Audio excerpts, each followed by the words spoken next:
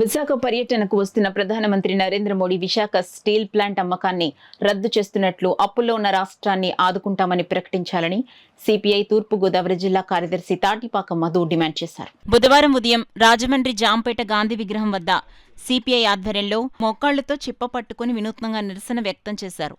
అర్ధగంట పాటు ఆందోళన చేపట్టారు. కార్యక్రమాన్ని ఉద్దేశించి సిపిఐ జిల్లా కార్యదర్శి తాటిపాక మధు మాట్లాడుతూ ముఖ్యమంత్రి చంద్రబాబు నాయుడు, ఉప ముఖ్యమంత్రి పవన్ కళ్యాణ్, రాష్ట్ర మంత్రి నారా లోకేష్లు స్టీల్ ప్లాంట్ ప్రైవేటీకరణ జరగదని ప్రకటనలు చేస్తున్నారు. కానీ కేంద్రంలో మోడీ ప్రభుత్వం స్టీల్ ప్లాంట్కు సొంత గనులు, వర్కింగ్ క్యాపిటల్ ఇవ్వటం లేదన్నారు.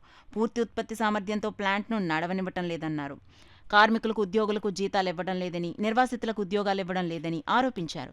కార్యక్రమంలో సిపిఐ నగర కార్యదర్శి వి కొండలరావు, జట్ల సంఘం ప్రధాన కార్యదర్శి సప్పారమణ, మహిళా సమాఖ్య నగర కార్యదర్శి పి లావణ్య, కొండవతి, ఏఐఎస్ఎఫ్ జిల్లా కార్యదర్శి చింతలపూడి సునీల్, సిపిఐ నాయకులు Nalla Ramarao, T Nageswararao, B Nagababu, municipal అధ్యక్షులు రమణ, బేగం, జట్ల సంఘము దేముడు, బాబు, వెంకట్రావు, దుర్గాప్రసాద్, ఉమా తదితరులు పాల్గొన్నారు.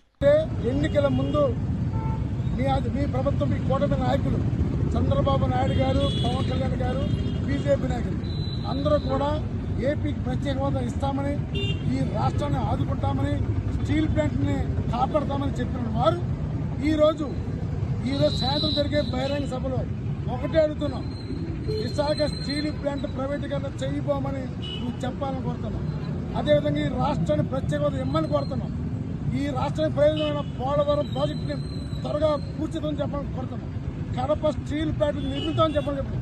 ఇవన్నీ చెప్పకుండా ఈ రాష్ట్రానికి వస్తే ఒకటే మా నినాదం, మోడీ గో బ్యాక్ అని చెప్తున్నాము. ఎప్పటికైనా ఈ రాష్ట్రాన్ని, అప్పుల్లో కూరుకుపడి రాష్ట్రాన్ని ఆదుకోవాలి. లేకుంటే మాత్రం 5 కోట్ల ప్రజలు పెద్ద ఎత్తున ఆందోళన చేస్తారని సందర్భంగా తెలియజేస్తారు.